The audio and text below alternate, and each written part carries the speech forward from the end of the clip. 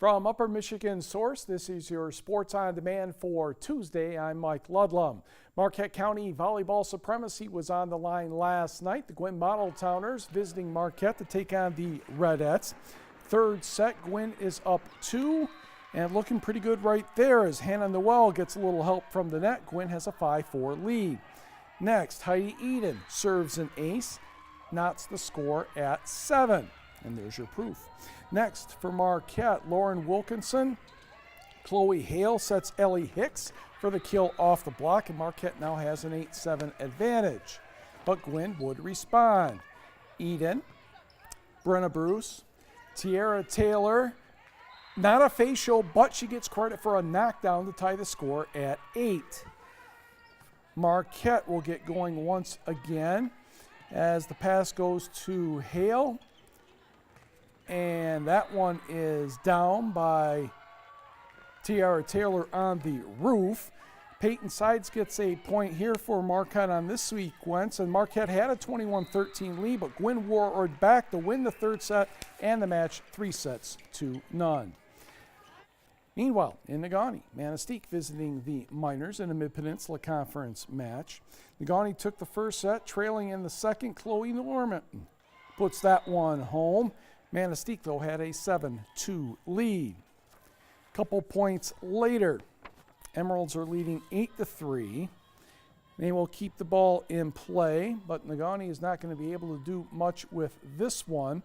And Manistee sets it up for Emily McDaniels, and Emily takes care of business in the corner.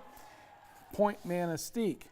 Jocelyn Muth on the serve at set point. The Miners are not getting this one back. Manistee won the second set 25-18 to tie it at 1. The Emeralds won the match 3-2 and 15-5 in the fifth. On the scoreboard, the big match up in the Copper Country. Calumet edges Houghton 3-2, 15-11 in the fifth. Leah Bajorn had 28 kills and Celia Keelanen had 19 for the Copper Kings. Forest Park 3-0 over North Central. Munising turned back Kearney NATO by the same score, as did Superior Central over Big Bay Denok. Same with North Dickinson, sending home Rapid River. And Iron Mountain won the Battle of Dickinson County, beating Kingsford 3-1. Schools from Sault Ste. Marie to Gogebic and Houghton to Kingsford converged at the Wawanoan Golf Course for the annual Fox and Hounds cross-country race.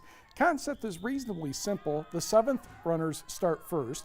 30 seconds later, the number 6 runners begin, and all the way down to these are the number 1s down the 18th fairway. Top runners are expected to pass as many teammates and opponents as possible before the finish line. The start of the event was delayed more than half an hour due to thunder and lightning. That is Negaunee's number 2 runner right there, Clara Johnson. But here comes her teammate, Emily Papour, about 10 to 15 seconds later. On the scoreboard, we can tell you that the Sioux girls and the Negaunee girls actually tied for first place. The Blue Devils had the better 6th runner, so they actually won the meet, 33 points apiece. On the individual side, the Miners' Emily Papour was first in 19 minutes 10 seconds. Clara Johnson was second. On the boys' side, Houghton was perfecto. 1, 2, 3, 4, 5. That gets you a score of 15. So obviously the Gremlins were first and second. Clayton Sayan in 16:44 and Seth Holman in 17:09. An Upper Peninsula cross-country runner helped Ferris State do very well at the Greater Louisville Classic. Westwood graduate Katie Edelamaki placed 10th overall for the Bulldogs in a time of 18 minutes and 6 seconds. The Bulldogs were 10th as a team 10th on the women's side of things, and the men were 16th. The Bay College Athletic Department successfully hosted its first cross-country meet. The event took place Saturday at the Beauchamp Farm in the Flat Rock area north of Escanaba. The girls wore blue tops and green shorts, while the boys had blue tops with black shorts. The Norse trailed the established programs like Lake Superior State, Michigan Tech, and Northern Michigan, but that isn't the point. 2 Gladstone runners for Bay College are having fun, and one didn't try cross-country until this year. I haven't ran cross country before, actually. This is my first year. I ran track in high school and I did sprints, so this is totally new for me, but I'm glad I joined and I got a personal best today, so I'm excited. I really didn't have much confidence going into the season because I'd never ran, but now I'm realizing, that I can do this and I'm getting better each meet, so it's awesome. It's nice just to be in town. I don't gotta wake up too early. I can get a night's sleep in my own bed. Practice is They're good. They're good. They're not too hard, but definitely push yourself. It's a good program. I like it. We had an excellent day for Bay College. Great kickoff for our first home meet, first competition ever for girls in the history of Bay College.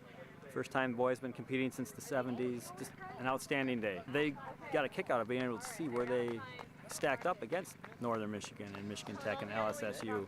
And after looking at the stat sheet, they're even more excited for the next meet. The Norse are back in action this weekend at the Gene Davis Invitational at Lawrence University in Appleton, Wisconsin. Golf. Marquette University hosting its intercollegiate at the Erin Hills course in Hartford, Wisconsin, 7,722 yards. Texas A&M was your men's winner over 3 days with an 866. UCLA was second. The host Marquette third at 879, followed by Florida State and Michigan State. Individually, Austin Kanjorski of Marquette was tied with Florida State's Harry Ellis. Both were 3 under par. Kearney NATO's Hunter Eichhorn had a 3-day score of 4 over par for Marquette. The best Michigan State golfer was Caleb Johnson. He was tied for 10th at 2 over par. There's a change at the top of the Upper Peninsula Sports Writers and Sportscasters Association Big 5 high school football poll.